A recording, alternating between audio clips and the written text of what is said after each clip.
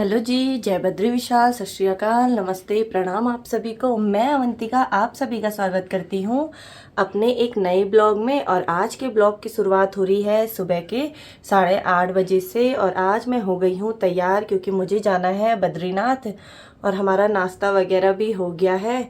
अभी मैं दीदी लोगों का वेट कर रही हूँ क्योंकि दीदी लोगों के साथ ही जाऊँगी। आजकल अकेले जाना में बद्रीनाथ में थोड़ा सा डर सा रहता है क्योंकि गांव में कोई भी नहीं रहता है, गांव पूरा खाली है, तो भालू का थोड़ा डर रहता है। तो उन्हीं के साथ जाऊँगी और वापस भी उन्हीं के साथ आऊँगी। तो दीदी का फ़ोन आ गया है और अभी जा रही हूँ मैं रोड पे, वो भी पूरा पैक हो करके, क्योंकि यहाँ तो हल्की गर्मी है लेकिन बद्रीनाथ में बहुत ही ज़्यादा ठंडा होता है।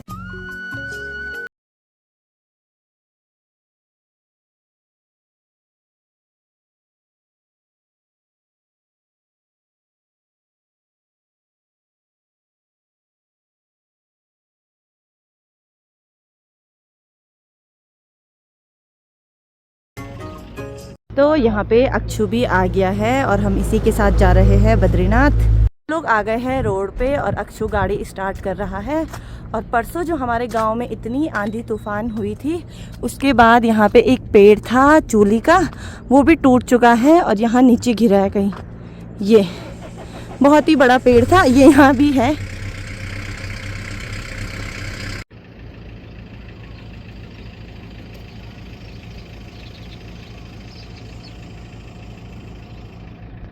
और मैं तो आ गई हूँ रोड पे, लेकिन अभी दीदी और चाची लोग नहीं आए हैं और वो भी आ गए हैं। और आज बहुत सारे लोग जा रहे हैं सफाई करने के लिए। अच्छा। तो बद्रीनाथ जाने की खुशी कितनी है? बहुत खुशी हो रही भाई, मुझे भी। 6 महीने के लिए जा रहे हैं। बाय। तो हम लोग निकल चुके हैं पांडुकेश्वर से बद्रीनाथ की तरफ। और बद्रीनाथ जाने की खुशी ही अलग होती है, ये मेरे चेहरे पे भी पता चल रहा होगा और मेरे पीछे मेरी दीदी और चाची जी हैं तो उनके चेहरे पे भी पता चल रहा होगा। आज हम लोग बहुत ही ज़्यादा खुश हैं क्योंकि आज तो हम वैसे सफाई करने जा रहे हैं, लेकिन 2-4 दिन में अब हम लोग बद्रीनाथ ही शिफ्ट हो जाएंगे।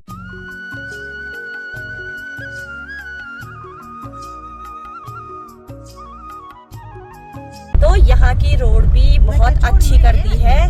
पहले बहुत ही सिंगल रोड थी और अब यहाँ बहुत ही चौड़ी कर दी है रोड।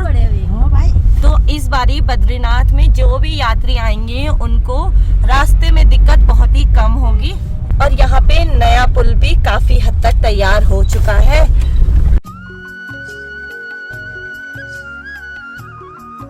तो जैसे ही हम लोग बद्रीनाथ के नज़दीक पहुंच रहे हैं, वैसे ही सुंदर सी ठंडी ठंडी सी हवाएं चलनी स्टार्ट हो गई है। और अभी तक इतनी गर्मी हो रही थी, लेकिन जैसे ही हम लोग नज़दीक पहुंच रहे हैं, अब ठंडी ठंडी हवाएं चल रही है।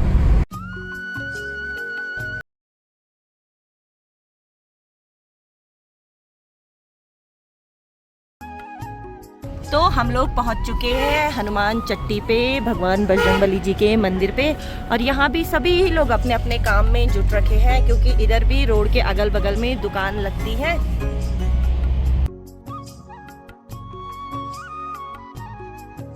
तो यहाँ पे नाले में ग्लेशियर भी आ रखा है।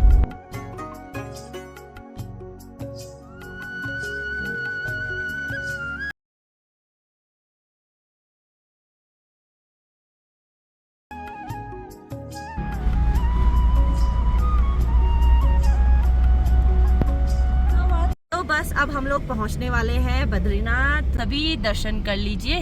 बद्री विशाल सामने पे मंदिर। तो हम लोग पहुंच चुके हैं बद्रीनाथ के बामड़ी गांव में। और मैं और चाची जा रहे हैं, दीदी तो अपने घर चली गई है, उनका घर दूसरी तरफ है। तो फटाफट से हम दोनों ही सफाई कर लेंगे।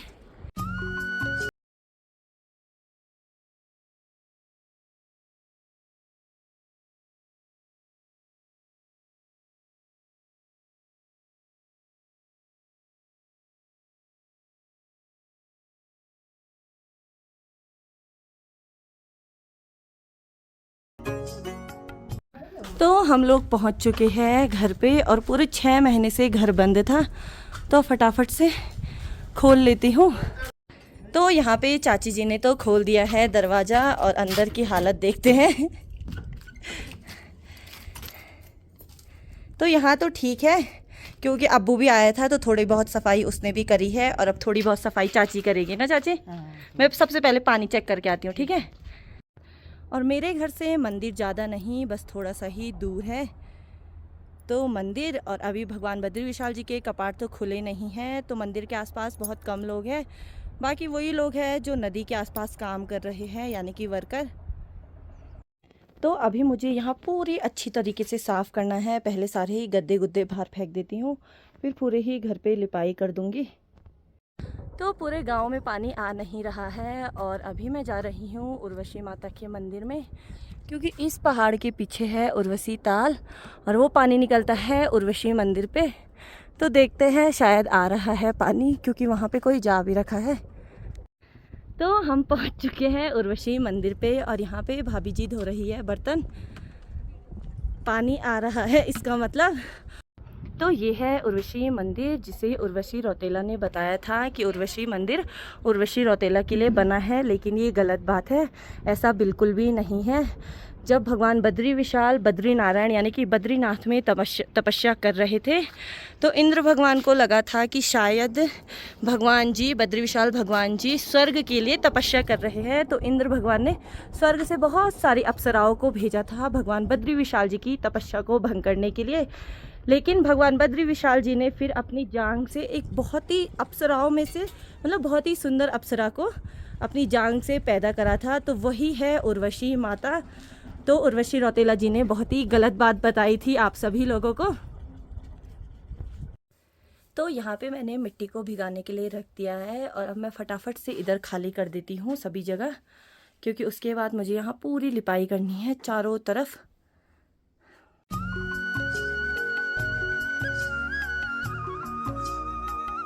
तो अभी मुझे मिला है ब्रह्म कमल, सूख गया है लेकिन ये है ब्रह्म कमल, पिछले साल का है।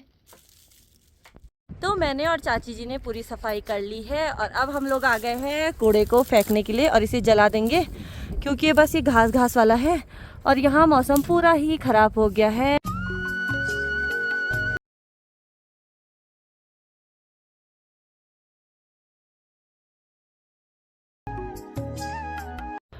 और इस बारी इतना तेज ग्लेशियर आया था कि यहाँ जितने भी पेड़ थे, जो ये आप वाइट वाइट देख रहे होंगे, पेड़ की टहनियाँ पूरे पेड़ टूट के नीचे आ गए हैं। वो तो बहुत सारे पेड़ थे, इसलिए गांव में ग्लेशियर नहीं पहुंच पाया, लेकिन पेड़ों का बहुत ज़्यादा नुकसान हो गया है। तो अभी हम लोग आ गए हैं लीला ढूंगी पे और ये है भगवान बद्री विशाल जी की जन्म स्थली। और अभी बंद है, तो जिस दिन खुलेगा उस दिन ज़रूर अंदर जाके आप लोगों को दिखाऊंगी।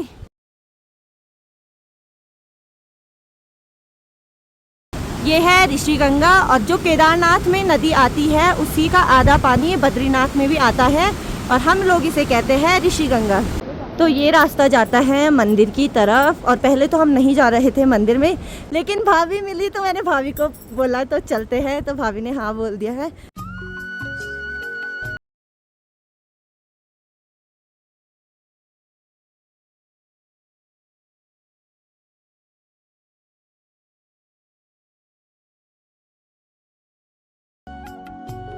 तो भाभी और मैं पहुंच चुके हैं मंदिर के पास में और थोड़ी ही दूर पे मंदिर है, तो आप लोगों को भी दिखाती हूँ। तो ये है प्रहलाद धारा और अभी काम लग रखा है, इसलिए चारों तरफ पत्थर ही पत्थर है। तो हम लोग पहुंच चुके हैं मंदिर पे और सुंदर सा मंदिर। और यहाँ पे कुछ श्रद्धालु भी भगवान बद्री विशाल जी के दर्शन करने के लिए आए हैं, लेकिन अभी मंदिर बंद है। 4 मई को भगवान जी के कपाट खुलेंगे। तो मंदिर को सजाने का कार्य धीरे धीरे से चालू किया जा रहा है। अभी तो पेंट वगैरह हो रहा है और 4 मई को भगवान जी के कपाट खुलने हैं, तो उससे पहले मंदिर को सुंदर सा सजा दिया जाएगा।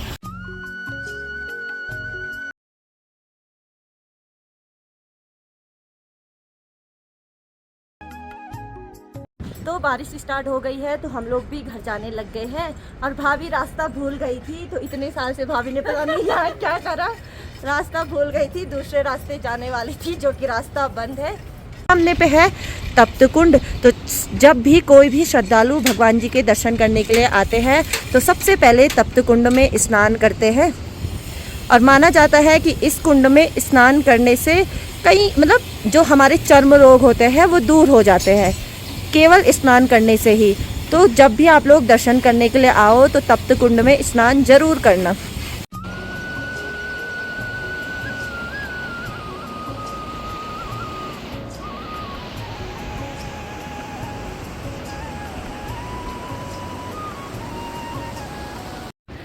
तो अभी गांव के आसपास बहुत बर्फ़ है क्योंकि इस साइड धूप नहीं आती है तो ये बर्फ़ पिघली भी नहीं है। और हमारा काम भी कंप्लीट हो गया था, मंदिर से भी आ गए थे। तो अक्षु का फ़ोन पे फ़ोन आ रहा था लगातार, तो अब हम लोग जाने लग गए हैं। और मेरे आगे से जा रही है भाभी और चाची। तो हमारे गांव के लड़के भी बहुत मेहनती होते हैं, अपनी मम्मी की मदद कर रहा है तो अच्छी बात है कर।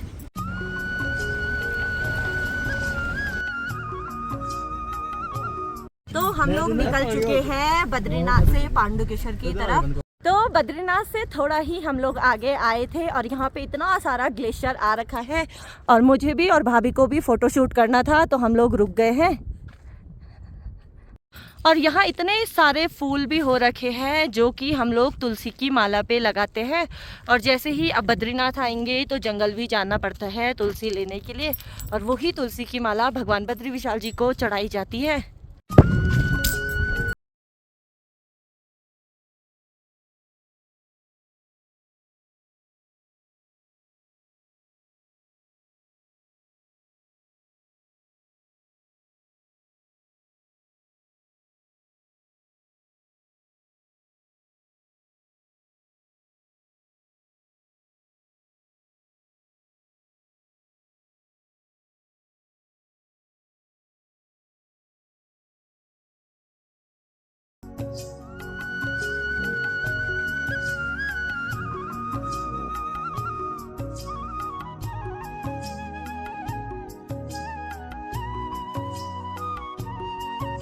तो बद्रीनाथ से आ गई हूँ मैं घर पांडुकेश्वर, और आज आया है अग्रिम। तो अग्रिम हाय करो सबको।